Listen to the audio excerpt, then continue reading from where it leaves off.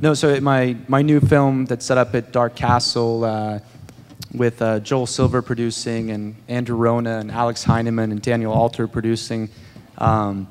It's called The Apparition, and yeah, and the goal is to, setting out to freshen up the ghost or haunted house subgenre and turn it on its ear. And it's kind of, it's a completely original film, and I just turned in the script recently, and we're looking at shooting in the fall now. I'm directing it, and but yeah, I can't really say anything about it too much yet, but basically it's kind of like a modern new kind of part Poltergeist, part Flatliners, part John Carpenter's The Thing, and that's the mission. Is that I love a good terrifying ghost movie, haunted house movie, and I think whether it's The Changeling or Session 9 or Poltergeist, films like that.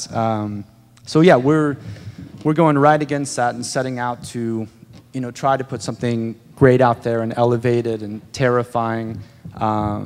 So yeah, get ready. And note to Ryan Schifrin, don't see that movie. I'm not gonna go see that movie. Well, we only have a little bit of more time left. Sorry we couldn't get back to you guys for more questions. But before we go, I wanted to kind of check in and see what you guys are doing next. What's next for you guys, on the plate for you guys? Back down, go down the list.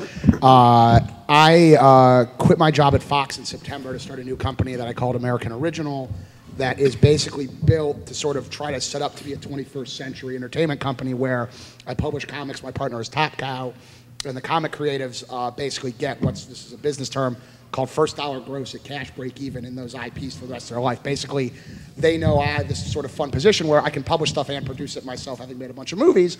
So the guys that come and do that for me, the comic talents that frankly have been screwed for so much of their careers, can come and basically once I hit break even on my print cost, for the rest of their lives, for the rest of that IP, they're making first dollar gross.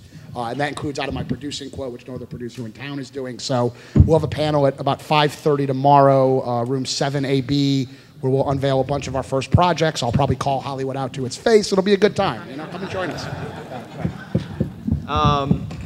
Basically, right now, I am attached to do the comic book Area 52, which is at Image Comics, and at Benderspink. I am doing a remake, Jeff Katz.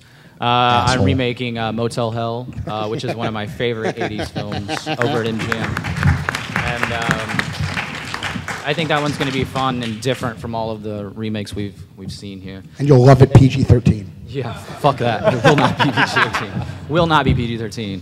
And I'm also working on a comic book series called Apocalypse High, which we're shopping around right now. So that's pretty much what I'm doing. I've got a book coming out that I wrote with Larry Hama this fall called The Devil's Handshake. We're putting out through Archaea.